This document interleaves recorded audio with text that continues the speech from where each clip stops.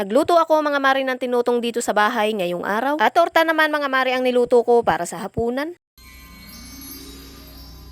Magandang araw, another day, another mini vlogs. Bali ngayong araw mga mare ay ito ang naging kaganapan dito sa aming bahay. Nagluto nga muna ako mga mare nitong munggo na gagamitin ko para dun sa tinutong. At nung napansin ko nga mga mare na sobrang init na nga pala dito sa labas ay naalala ko nga itong aking mga nilabhan kahapon. At bago ko nga mga mare simulan yung pagluluto ng tinutong ay inayos at ibinilad ko nga muna itong mga damit na ito. Hindi nga ito natuyo mga mare kahapon dahil panay nga ang ambon dito kaya naman ay hindi ko na nga ibinilad. At bilang may bahay mga mare ay ito ang pinakamasarap sa pakiramdam yung walangan laman itong basket na lagayan ng labahan. At pagkatapos ko nga mga maring magbilad nung nilabhan kong damit ay ito at sinimulan ko na ang pagkakayod ng niyog. Bali 2 buong niyog lang mga mare ang aking gagamitin dito. Kaunti lang naman mga mare ang aking lulutuin dahil wala namang ibang kakain nun dito. At habang nagluluto naman ako dito mga mare ay ito si Mister at nakatulog na nga. Hinayaan ko na nga dyan mga maring matulog at magpahinga si Mister dahil 3 AM pa nga lang ay gising na yan para mag-spray dun sa aming taniman. Bali dito mga mare ay nadurog ko na nga yung isinangag ko kaninang munggo. At pakukuluan ko na dito mga mare yung malagkit na bigas dun sa pangalawang gata. At nung kumukulo na mga mare at nakita ko medyo malambot na nga yung bigas ay inilagay ko na rin itong munggo. Ewan ko ba mga mare kung bakit nitong mga nakaraang araw ay talaga namang trip na trip ko ang pagluluto. Pero hindi naman ako kumakain niyan mga mare at talaga naman tikim-tikim nga lang ang aking ginagawa. At nung luto na mga mare yung bigas na malagkit ay inilagay ko na rin itong malapot na gata. Ito kasi mga mare yung mas magpapakreamy dito sa ating tinutong. At kung magluluto din kayo nito mga mare ay promise wag niyo nga tipirin sa niyog dahil ito nga mas magpapasarap dito. At ito na mga mare luto na ang aking tinutong at mukha namang na-satisfied naman ako. At nung bandang tanghali naman mga mare ay umuwi naman kami ng bayan dahil meron nga kaming bibilhin. Bibili kami mga mare nitong karit na gagamitin nga namin sa paggagamas dun sa aming taniman. Malago na talaga yung gamasin mga mare kaya naman ay kailangan na talaga namin ito. At pagkabayad namin mga mare ay umahon na rin kami kaagad dahil wala naman kaming ibang bibilhin kundi ito nga lang. At tingnan nyo naman mga mare at talaga namang napakatindi nga ng sikat ng araw. Hindi na nga sana ako mga mare sasama kaya lang ay naalala ko bibili nga pala kami ng tubig. At dini nga mga mare ay ito at daladala na nga namin yung binili naming mineral water. Iniaangkas nga lang namin ito mga mare dito sa single kaya naman ay talagang kailangan nga ay kasama ako. At bali dito naman mga mare ay papunta na nga ako dun sa aming taniman. At nauna na nga pumunta dito mga mare si Mister dahil kailangan niya magsimula ng pagdidilig ng mas maaga. Bali ito mga mare yung ipinunla kong pechay at talaga namang sibol na nga ito. Kapag may 1 linggo pa mga mare ay makakapaglipat na nga ako dun sa pagtataniman ko. At dini nga mga mare ay nilinis ko itong aming pinag-ubudan dahil nakakalat nga sa paligid ng aming kubo. Ewan ko ba mga mare kung bakit pag may nakikita nga akong kalat ay hindi ko nga mapigilan ng aking sarili. At sa video namang ito mga mare ay susubukan ko nga ulit magtorta nitong talong. Nung nakaraan kasi mga mare na nagtorta ako nito ay talaga namang magkahiwalay nga yung itlog at yung talong. At sabi ko nga mga mare ay hindi nga ako titigil hanggat hindi ko na perfect itong aking pagtutorta. Maaga nga ako nagluto dito mga mare dahil ang pananghalian nga lang ni Mister ay yung niluto kong tinutong. Bali ito na rin mga mare ang pangulam ni Mister para sa hapunan. At masayang masaya nga ang aking pagkatao dyan mga mare at talaga namang na perfect ko na nga itong aking torta. At dahil paboritong ulam ko ito mga mare ay hindi ko na nga napigilan na kumain ng kaunting kanin. Pinapanindigan ko na talaga mga mare ang pagdadayet kaya naman ay talaga namang kontrolado nga ako sa aking mga kinakain. Pero hindi ko naman hinahayaan mga maring magutom ang aking sarili dahil baka nga bumalik na naman itong aking ulcer. O siya hanggang dito na lang mga mare. Maraming salamat. Stay safe. God bless. Bye. Bukas ulit.